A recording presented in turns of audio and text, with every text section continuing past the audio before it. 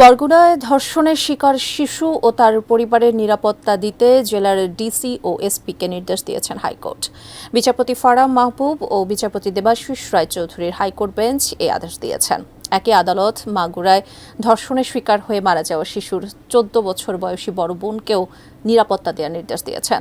স্বপন আহমেদ জানাচ্ছেন বিস্তারিত। গত 5 মার্চ মাগুরা পৌর এলাকায় বোনের বাড়িতে বেড়াতে গিয়ে ধর্ষণের শিকার হয় 7 বছরের শিশু আসিয়া। এ ঘটনায় দেশ জুড়ে তোলপাড় তৈরি হয়। শিশুকে প্রথমে মাগুরা সদর হাসপাতাল, পরে ঢাকা মেডিকেল কলেজ হাসপাতাল ও সবশেষ ঢাকার সম্মিলিত সামরিক হাসপাতাল সিএমএইচে চিকিৎসা দেওয়া হয়। 13 মার্চ চিকিৎসাধীন অবস্থায় তার মৃত্যু হয়। অন্যদিকে 4 মার্চ বরগুনায় ধর্ষণের শিকার হয় 7ম শ্রেণী পড়ুয়া এক কিশোরী। তার বাবা মন্টু চন্দ্র দাস ওদিন রাতেই বরগুনা সদর থানায় দুজনের নামে ধর্ষণ মামলা করেন। মামলা করার সপ্তাহখানেক পর বাড়ির পাশে ঝোপে তার লাশ পাওয়া যায়। পরিবারের দাবি, ধর্ষণ মামলা করার কারণেই হত্যা করা হয় মন্টুকে।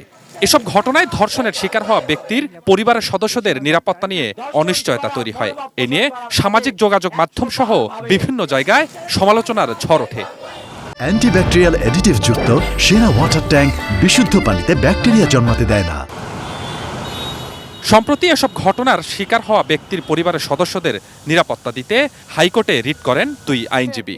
মঙ্গলবার বিচারপতি ফারাহ মাহবুব ও বিচারপতি দেবাশিস রায়চৌধুরীর হাইকোর্ট বেঞ্চ বরগুনায় ধর্ষণের শিকার শিশু ও তার পরিবার এবং মাগুরায় ধর্ষণের শিকার শিশুর 14 বছর বয়সী বড় বোনকেও নিরাপত্তা দিতে জেলার ডিসি ও এসপিদের নির্দেশ দেন। যেই ভিকটিম মারা গিয়েছে, ওনার যে বোন, তার বয়স 14, বড় বোন, সেও একজন শিশু। সেই শিশুকে যাতে অ্যাডিকুয়েট প্রোটেকশন এবং সিকিউরিটি দেওয়া হয় এবং তার ওয়েলফেয়ারের জন্য এই মর্মে একটি ডিরেকশন আদালত দিয়েছেন। 4 মার্চ বরগুনা জেলায় 14 বছরের আরেকটি নারী শিশু এই ধরনের সেক্সুয়াল অফেন্সের শিকার হয়েছে।